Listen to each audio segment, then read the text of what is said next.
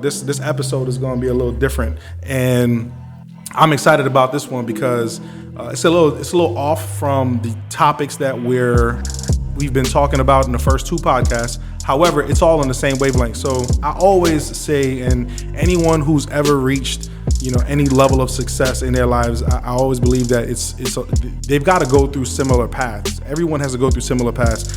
If in order for you to be successful in athletics or in acting or music or whatever, I always feel like there's different things that you've got to go through, and it's all down the same path. And I know a lot of people in a lot of different arenas and who are successful in other things outside of network marketing. And one of the reasons why I wanted to do this podcast was because I wanted anyone who tuned in, it didn't matter if you did network marketing or were in the same company that I was in. I wanted to make sure that anyone can get value out of this, and you can understand that the same issues that you're going through in your business or in your life or at your job or trying to achieve your goals and your dreams, there's a bunch of other people doing the exact same thing, going through maybe even worse stuff than you, but they find ways to get through it and reach the end, okay, and get to their goals. And you'll realize too that even when they reach their goals, some of the BS don't stop. But today is a special, so obviously, usual gangster, the usual character over here, Mr. Javed White. Yeah, man. And today we got a special guest. This gentleman here to my left, he's one of my very good friends. I've known Rio now for what? I want to say around a decade, right? I think I went to your house in LA in 2009. I think I want to say it was like around 2009. And we met. I remember when I walked up into his house, he had this chunky little cat walking around the house. Had a chunky little cat walking around. He always bring, and that's why I brought it up. That's why I brought it up, because he always says that I bring up the cat. No, but so Rio is a really good friend of mine. He's super successful, not only in the music industry, but also getting a lot of notoriety in the art world. And I felt it was very important for him to come on to the podcast and talk about where he was to where he is right now and where he's going. Just a few years ago, I remember having a couple conversations with him, and he wasn't where he is right now. I'll give you an example. Can I just throw out there, but we're not going to go into it right now, but I just want to throw out there really quick some of the names you've been working with now. Start with Travis Scott, Nike, Beyoncé, Jay-Z, just to name a few. All right, and I'm going to stop. I did say Beyonce first and Jay-Z, because they say leave the best for last. The Beehive gonna get me saying that. The Beehive is going to come in full force too. Listen, I'm the Beehive friend. I'm your friend. I'll help you. Beehive gonna come. But those, just to name a few, I'm gonna repeat that: Nike, Travis Scott, Jay-Z, Beyonce, and there's a bunch more, but I'll just leave it at that, just to let you know who he's been working with. And obviously, these are companies and people who only want the best, strive for the best, and they've tacked him along to work on some of their major projects, which we'll talk about a little bit later. But like I said, a couple years ago, it wasn't going like that for you, right? One of the, I think, first things that you were going through that you had to just find a way to figure it out was dealing with cancer, right? So what type of cancer did you have? I had Hodgkin's lymphoma. Hodgkin's lymphoma. Got it. So what is that? What if someone doesn't know, what does that go? I had cancer of the lymph nodes. So my lymph nodes on this side was swollen, and it was like the size of a golf ball. So it was kind of crazy. It started to get out of hand, and then I had like a few biopsies, and they were trying to see if it was malignant, and it ended up having cancer. So I had to do like chemotherapy and like radiation and all these other things. Got you. Tough. So think about this, right? At this time, were you doing music? Yeah. Right? Yeah. You were doing music. The story of that has a lot to do with music. Got you. Yeah. What's that story? No, so I had originally gone to art school and then dropped out of art school to make beats because I had one of my close friends at the time was a rapper. So I just wanted to make beats to see if I could make one that he'll rap on. It was just like a very simple, like kind of goal. Like, I just want to, I'd be good enough to make a beat that he'll rap on. And so I went to Best Buy, bought this little program, and just became obsessed. It was just night and day. I was just in it. And at the time, I was making, like, I'd gotten better and better and better, and we'd done more. But think I'd been producing for like 3-4 years at that time. So I was just making a bunch of like beats for rappers. I was like trying to get a chain. I was trying to be signed to Rockefeller. Like it was just all about just swinging a bat. Yeah, it was just like all about kind of like being in the rap game and stuff and shit like that. So whenever I had gotten the call about the results for my biopsy, you know, it was like, do I call my mom first? Do I call my girl? Like, where do I start, right? Mm-hmm. And the only thing that I could think to do was go make music. So I went in the room, put the headphones on, and just like dumped everything that that I was feeling. And it's so crazy because Steph knows exactly the beat. Like I know Steph is his manager, by the way. Yeah, Steph is my manager. But he knows exactly the beat. It was just like this turn, kind of where I wasn't making music for rappers anymore. I was making music therapeutically. Right. Escape. Yeah. To kind of, and I still do it to this day. Like something crazy is going on in my life. Instead of wasting my energy complaining or like living in it and replaying it and all that, like I'll just go into the studio and just like zone out, because I'll look up and 8 hours has passed. You know what I mean? So making music became therapeutic, right? Now how much time did you spend? And I know, you know, human nature, a lot of people would probably do this if they were in the same situation as you. But realistically, how much time did you spend like dwelling on the fact, damn man, I got cancer, what the fuck? Did you spend a lot of time on that? Or you like, you know what? It is what it is. I got to battle through it. I got to figure it out, and you know, we'll see what happens. Like, how was that for you? I mean, I definitely spent my fair share. You know what I mean? Like, you know, you're facing mortality. Like, there's so many things. So I had long hair at the time. You know, I had to shave my head. Like, that's what I was going to ask you. Yeah, I had to shave my head, and I mean, there was just so many life-changing things besides the cancer, but that were a result of the cancer. But what was wild is that I, when I was going through it, I was only, I was like really sick. So I would have chemo every other Wednesday. So on the Wednesday I would get it, I mean, I couldn't really get out of bed until around like Sunday. So I would be sick, like throwing up, like just like couldn't move, night sweats. It was just a mess. And then I would start to feel better. By the next Wednesday, things were 80%, right? And then I would feel like closer to 100 around that Sunday, you know, and then I'd have to do it all over again. Wow. So how long did you have to go through the chemo? 6 months. So it was like every other Wednesday for 6 months, it was that same cycle. But I would play like Grand Theft, you know, like to just like get out of my own head, another one of those things, and kind of be in it. And then I would just make beats. But it was like the music became a time capsule for my family. To like visit me, right? Because I was thinking like you start out making music to impress yourself, maybe like, oh, let me, like, or your friends or whatever, and then now it's this thing that is, you know, my family, if I'm not around, like they can put this song on, this music on, and you know, my presence is there. That's why I like Michael Jackson and Prince, and like they still live on every time their music's played. Right. You know what I mean? And it becomes something that's more spiritual that way. And I think that right then when I changed because of the cancer, I never thought I would look back on it and say this was one of the best things that ever happened to me, but it really was, because it brought me into those other realizations that I was just stuck on this one thing. And now I had to use this music for a different reason. And then some of the music that I made during that time, one of those tracks ended up being for Beyoncé. What song is that? Hello. Off of Sasha Fierce. Yeah, right. So y'all hear that? I know that ladies that's probably watching this trend like, what? Yes. So the Hello record off of Sasha Fierce album, which it probably was personally. It was my first placement, like with any artist. Like, first placement ever. So he's going through. And he was going through cancer, battling a life-threatening, you know, illness, and he found some sort of way to, you know, get it together and put together some music for Beyoncé.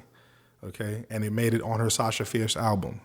And the record is dope, by the way, which I always let you know about that. So yeah, I didn't mean to cut you off, but what else? You Nah, but I finished my radiation, and I remember I had this really crazy convo. I was in the waiting room for radiation. You have to wear these robes, and they're about to hit you with some really crazy stuff. Like it's not supposed to be in your body, and I'm young, so I'm in the little waiting room for patients, and this probably 70-year-old man is sitting across from me. 70. Yeah. And he's like, "What are you doing here?" And I'm like, "Bro, I'm in the same situation." And he's like, "But my kids have kids, I've done all this stuff." He's like, "If you ever get out of here," he's like, "go crazy. Just, do everything you ever wanted to do." And it was like I could see the light at the end of the tunnel, because my body, really fought. Like they would tell me, I had this, there's so many stories, man. I remember one time I was feeling really ungrateful, and I was in the hospital, and I was getting my treatment, and I was kind of sulking and probably saying something. And my nurse says to me, she goes, "I don't really believe in God, but if there is one, he's looking out for you." And I was like, "Why do you say that?" She goes, "First of all, your family members are still coming to visit you." She's like, "A large percentage of people that come here with someone, that person can't watch the person in front of them die, so they bail. They leave." Wow. And it's like a really high percentage, right? She's like, "Your doctor, you have the best doctor. You don't have insurance. You have the best doctor in the city. You don't have insurance. Your body, I cut my hair, right? But my eyebrows, nothing fell out. My hair, everything was resilient. My body was like, no, we got more to do, right? But I find this, and this is gonna, I think, be right on topic, is that sometimes you don't know how you're blessed. You know what I'm saying? And someone has to tell you. Out of all healthy people, a list of healthy people and sick people, I felt like I was on the sick people list. I'm at the bottom of the healthy people list. But she made me look at it out of the people who are sick, you're at the top. You know what I mean? Perspective. Right. That's incredible. And it changed everything in that moment, because I was just like, I'm in the hospital. Look, I'm in the hospital. But she's like, "Yo, these people are dying around you. You're going to walk out of here. Please, open your eyes," kind of thing. And so when that happened, and I had that conversation with the guy on the radiation, it was very much so, all right, I've got this music now. I've got this new passion for it that I didn't have before. And I gotta go. And walking out of there, I think I got the news probably I want to say a couple weeks after I had finished the chemo, that the Beyoncé stuff was starting to circulate, hear things. Yeah. And it was just I can't tell you That's how incredible. Good it felt, That's incredible, bro. So real quick, to kind of summarize your mindset from the beginning to the end of that point of your life, what would you say where it was at? How did you get out of? Was it just a combination of everything what you're saying right now, where there were certain people that just kind of gave you this one word here and there that make you get a better perspective and not, I guess, be in such a bad slump? If anybody would be in that situation, they would be. But those little things that people gave you just kind of helped you a little bit more, nudged you a little bit further to feel better. It also showed me, it's the people, man, because I got shown how amazing people are, right, too. So I had a job at the time, and of course I was too weak to work, but the people at my job put I was a restaurant, so all the people that did to-go tips and stuff, they saved the to-go tips for me. Wow. I was calling my job at one point, talking to them, they were asking me how I was doing. Someone that was there overheard the conversation a little bit and heard that I was sick, brought $250 worth of groceries to the restaurant for me. That's incredible. Things like that, incredible. Where I'm you got some more left? Wow, what? No, some more left? Gone. Some over there in the kitchen, right?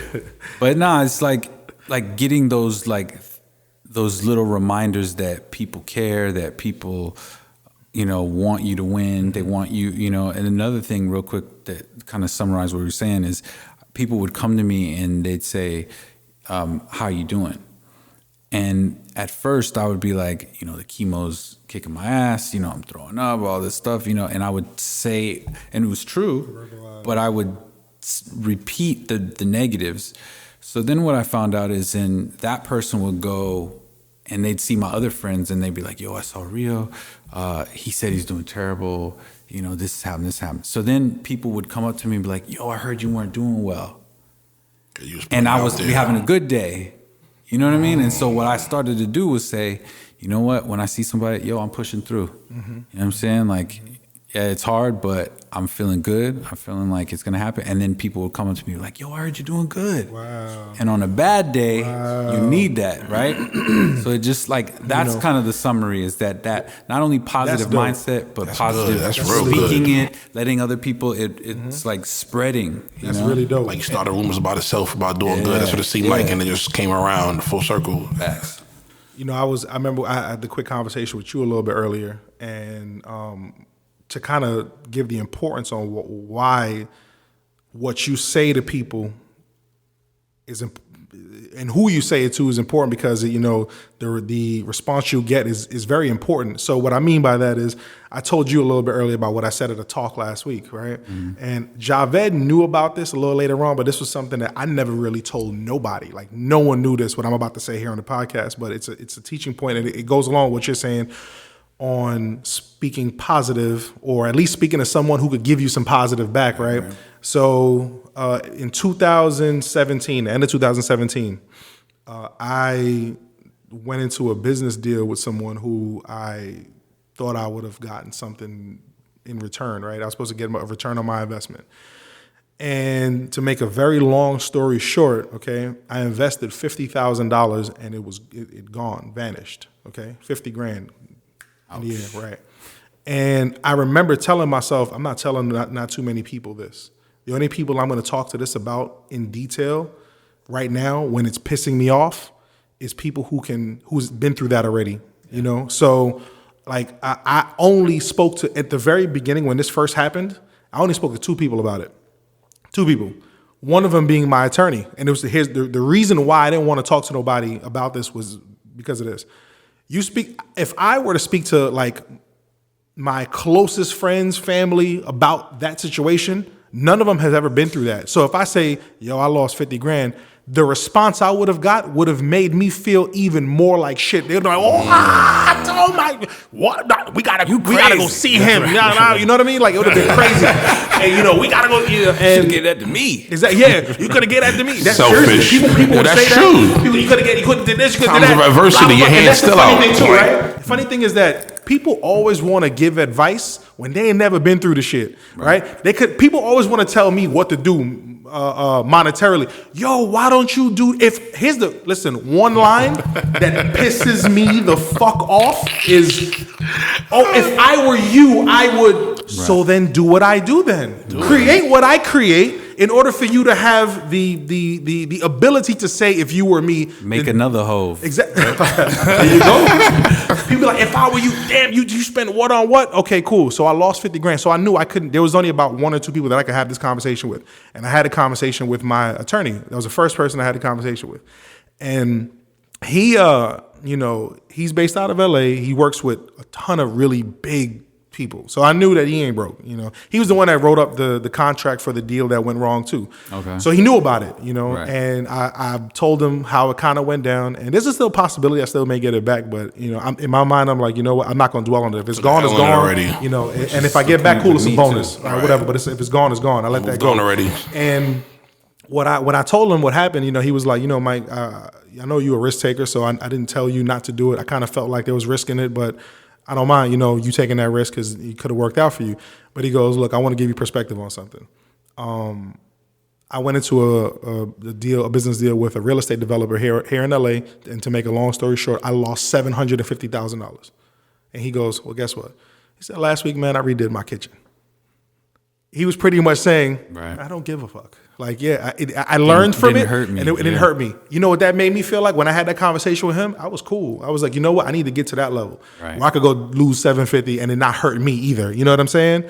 So I said that at a talking when I was in New York last week, and I just want to piggyback off of that. You realize like, damn, I'm saying this stuff and I'm getting this response. It's not helping me.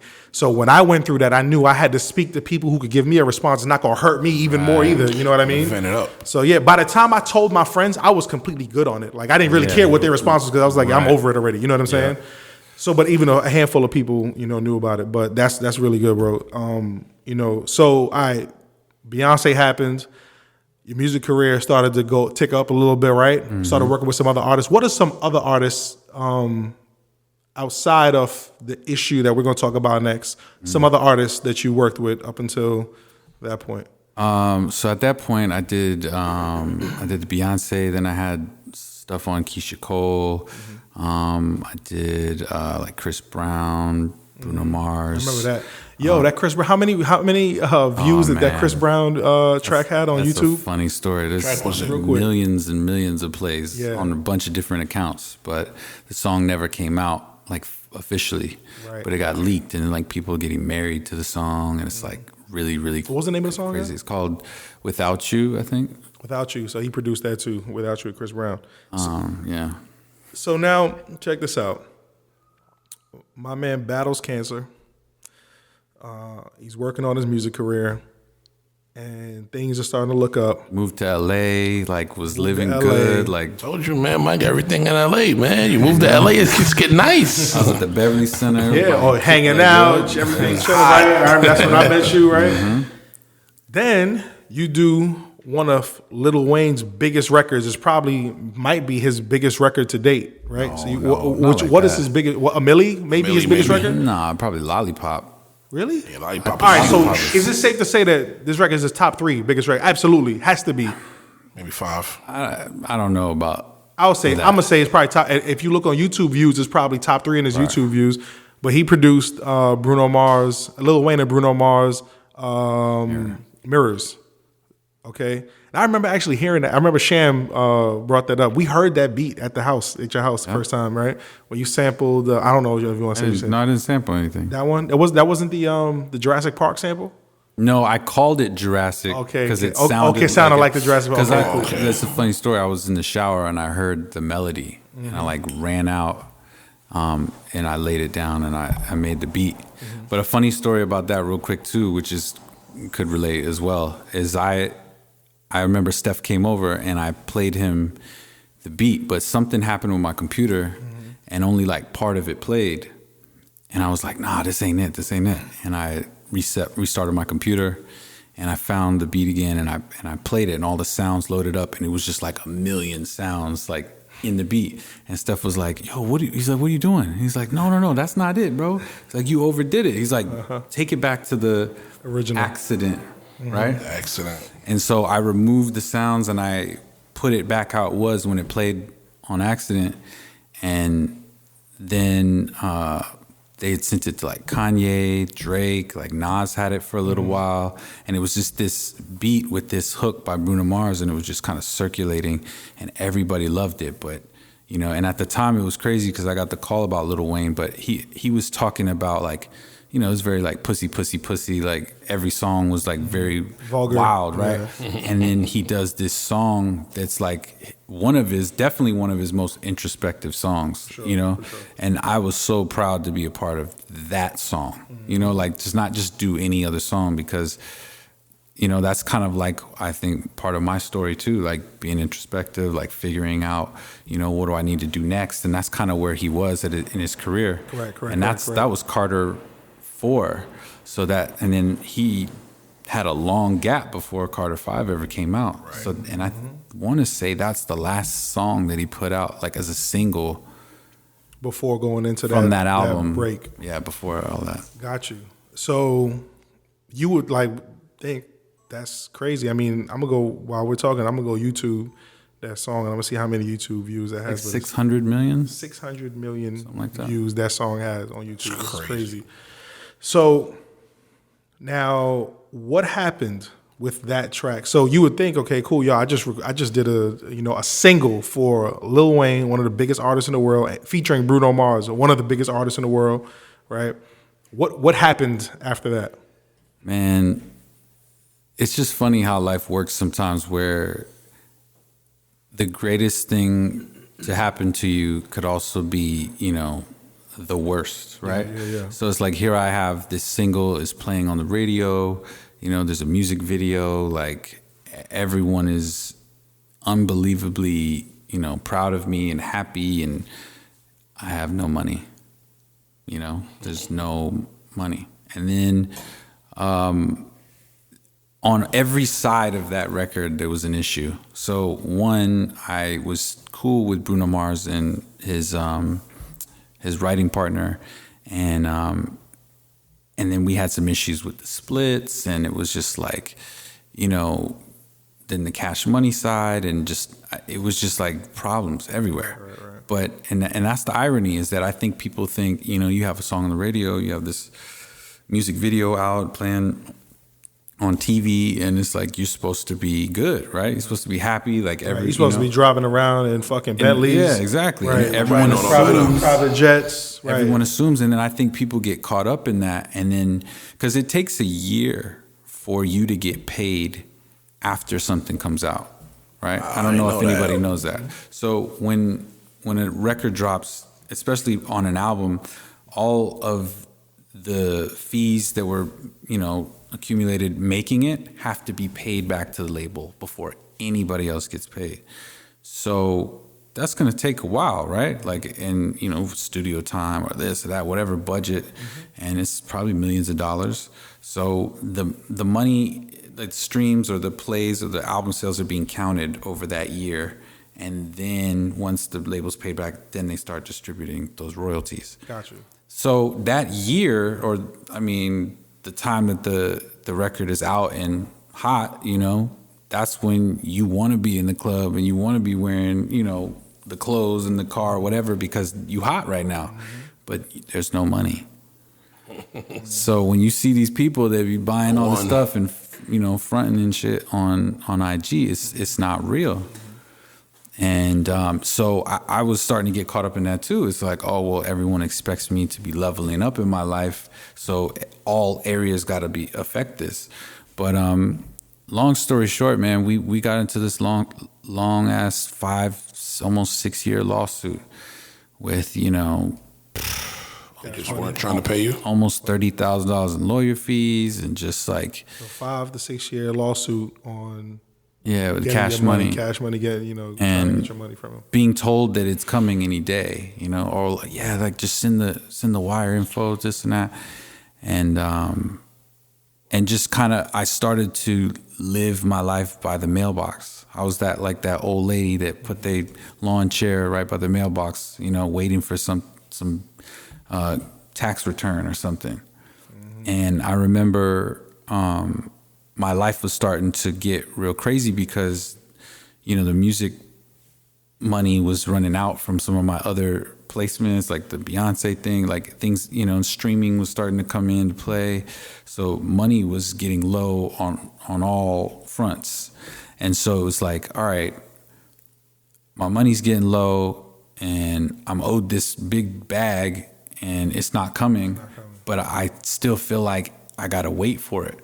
And then all of a sudden I look up and my life is kind of like on pause. Stand still. Yeah, waiting. Everything's waiting for this thing. And the way that life works, I learned, is when you're waiting for something, it never happens. Mm-hmm. But when you don't care, it shows up. Right. And that was kind of the conversation you and I had, because you were just like, man, like it feels like you're just looking in the rearview mirror, like, and I remember coming and talking 2 years ago, right? Yeah, I came in and I remember exactly how it went. Like we had this phone call and I was like really frustrated because, for a creative, I had been living for probably 10 plus years off of music money. I didn't have a job. I didn't have that waiting tables job. Like I was good. I was made, right? Like I had surpassed that point of having to kind of put my tail between my legs. Like, but I was starting to get there. Right. I was like, yo, I might have to get a job. Like this is like what? Like I'm going to have to tuck my pride in. Like there's so many things that I've got to figure out, or I got to fix something mentally. Right. And then I remember we had this conversation and you were just like, you can't, walk around with this cloud, you know? And another thing that I learned in that lesson is like, it's easy to be the martyr, right? Like somebody did you wrong and you carry that. And it's like, yeah, but look how they did me. Look what happened to me. But look, and it's like people, that shit is cool, but you know, to a certain extent, because people want to have a good time. They want to, you know, talk about victories, not losses, you know? And even when you're done wrong, you know, it's a trap. You can't look at yourself as the victim, or else you're just gonna settle into that role. And I before I knew it, I was a victim. Right. You were in it. With a very justified story too. Like I made the music, I did the beat. Like there's proof. I got all the paperwork. I got all the receipts. Like I did this. I deserve this money. You guys did me wrong, but it wasn't helping nobody that I was waiting and holding on to that. And I remember you said, one thing you said to me was like, I know that you're waiting for this money, but go make new money. Mm-hmm. You know what I'm saying? Go find new bread. Like, and I was just like, yo, like, it's that thing again, like where you're in traffic and you're in a rush and you hit all the red lights. But it's like a lazy Sunday, you in your car just cruising, you hit all the green lights. Exactly. But isn't it? I mean, and I remember that talk too. What's funny is that when we spoke, I remember I was walking up and down the block that I used to live on at the other house, and I remember just pacing back and forth because I heard it in your voice at how frustrated you were. You know what I mean? And I kind of, you know, I think one of the things that I did mention to you was that theory of Murphy, right? Yeah. And Murphy gonna get his 10% in life, you know, right? Mm-hmm. If you don't know what Murphy is, look it up. Anything that can't go wrong will. And with Murphy, man, you know, I remember telling you because I've known you for so long, and I knew how talented you are, you know. And I just remember saying to myself, like, if he could just, because he's holding on to this baggage, he just got to let that go. He got to let it go, because what's happening is that he's holding on to the 10% that Murphy takes. Mm. So I remember telling you, I was like, yo, if you could imagine if that's what, if that's those several $100,000 that Cash Money owed you is Murphy's 10%, bro, imagine what that 90% looks like for you. I don't know if you remember saying that, like, yeah. And because like I said, I always believed in you. I always knew like your talents, and I believe, man, it was like kind of sort of after like several months, maybe a little bit after that, things started to turn, yeah. Right? And you feel like it's really because you just kind of said to yourself, like, man, I'm gonna let go of all that. And I was already making plays to, you know, I was already making art again. You know, I actually, believe it or not, like right when I moved from LA back to Atlanta, and it was because it was cheaper, and it was just, I got over the music industry. I was like, you know, they're not going to pay me and this and that. So you know what, like I'm out. And I remember I was like, I need to get a new hustle because this, you know, the end is near. Right. You know, the winter is coming. So I knew that I had to start figuring something out, and that's when I started getting back into the art stuff. But that conversation was, it was just a defining moment, and it's funny too because that same exact situation happened 10 years earlier with the cancer. Because think about it, like I have a great reason. That's really what fucks people up, is having a great excuse. Yeah. Cancer. Yeah. I mean, what? I mean, exactly. I can't. I have cancer. Yeah. I mean, I saw a quote the other day that I put up on Instagram that talks about that. It's like, are you inspired by where you're heading, or are you inspired by defending where you are right now? Yeah, I remember reading that. Yeah.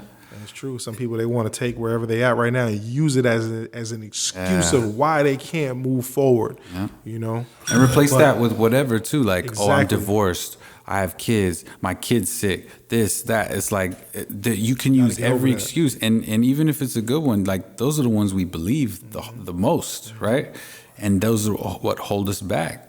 And I feel like when we had that conversation, it reminded me of when I had cancer, and I was doing the same thing. Wow. And I was like, fuck, I have a habit of this, and he just exposed it, and I remember having to break that before, and it was just like almost like instantly, because you know what I mean? Like once you tap back into it and remember that you can be like that, That's all I need. You showed me a mirror to myself in a lot of ways. You can't see the picture when you in a frame. That's crazy. Yeah. And then now we fast forward. So now within the last 2 years, you got your cash money. Got the cash money thing. Got the cash money. Wait. Because I didn't need it. I was already making other money. And then the money that then Birdman. He wasn't thinking about it. Yeah. Birdman, Lil Wayne patched everything up. All the producers got paid. And it's just like, I was like, all right. When the money came out, I was like, okay. Right. Got the cash money. Fire. You get a call from Nike. Not even a call, a DM. On IG. On IG, yeah. Nike. You get a call from Beyonce and Jay-Z's people to work on the Coachella show, right? Mm-hmm. And then go on the Run 2 tour in Paris. You worked with Travis Scott. Who else am I missing? Travis Scott. Adidas. I did Adidas. Christian Dior. I just directed a video for them. Veuve Clicquot, Sprite. I did a Sprite campaign last year with Lil Yachty, Vince Staples, Drum. Vince Staples, you said Drum. Yeah. Before we wrap up, I kind of want to really quick speak on how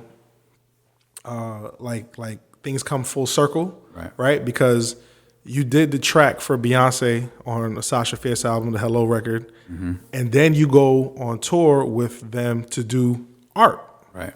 And she had no clue that you were the one that produced that song, and now you were on tour.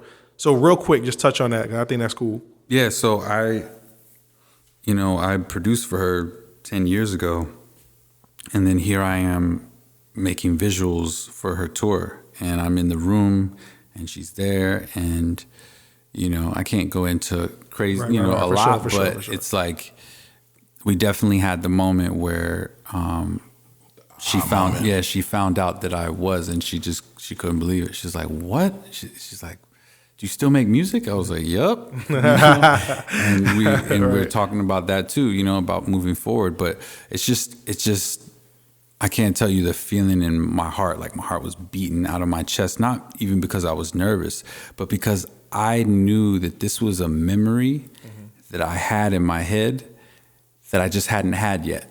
You visualized it so much. It was like a space on the wall that I knew I was going to have this moment with her, that it was all going to come full circle. And I told her about the cancer, and I told her how she was my first placement, and all these things that made that whole journey. Like, it was amazing to get to tell her that I survived that, and I'm here. And I'm not here because I used that music thing to get in the door, or I started from scratch and climbed up the other mountain, the other side of the mountain. That's crazy. And still met you up here. Right. That's insane. That's crazy. Shit. If y'all ain't getting nothing from that, man, real talk. That was dope. That was dope. Ja, you got some questions for him? And how do you feel today after all that? And if you had a chance to go back in time, would you change anything, or would you walk down that same path if you had the choice? I mean, I definitely can't say I changed anything, because especially as an artist, experience is what fuels the art. I'm putting things that I'm learning into the art. Sometimes I'm making art and I'm learning about myself as it's coming out, Right. And so I think that, we all need those experiences. It makes us better people. It makes us more compassionate when other people are going through it, I've met other people along the way that have had cancer too, and we've shared our stories. I actually know someone that had the same type of cancer as me. It's this guy I know, and he always brings it up to this day. Probably everyone he meets, and I see that same kind of thing that I used to do, And now it's like it's weird that I've been doing some public speaking and did an Apple Talk. Yeah, I saw that. That was pretty dope. Thank you. And I spoke for some kids at a college, and I didn't mention it.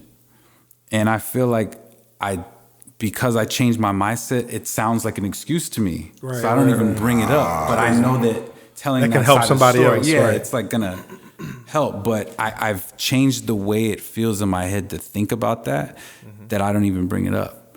Crazy. But if to answer your question, bro, it feels incredible to know that I am a fighter. My body's a fighter. My mind's a fighter. You know, I am a fighter, and even now, it's like if a rock falls in front of you, it's like a lot of people would be like, "Why me? Why did this happen today of all day?" Like, and you just go on this rant.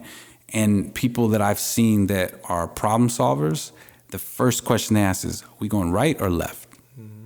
You don't even waste any, you know what I mean? And I feel like the older I get and the more bullshit that I go through, I get quicker at saying that. And sometimes if you're good, you don't even ask that question. You just know we going right. Right. You know what I mean? Like, you're gonna make the decision real quick. Exactly. Yeah, What would you tell an up and coming creative? Somebody who's up and coming that's going through some of the same struggles you went through. What advice would you give them now, being that you walked through that path and you know, overcame so much? Yeah, just I would say that just be careful with yourself. You know, be careful what you believe. You know, like we were saying earlier. You know, you believe you can't because you don't have this, or you know, I need this kind of equipment in order to make. Like, there's no excuses. You can use your phone. You can use the iPad. I've seen you do it. You know, you can use whatever is at your disposal to be creative. And I think I always say limitations are the best thing for creativity.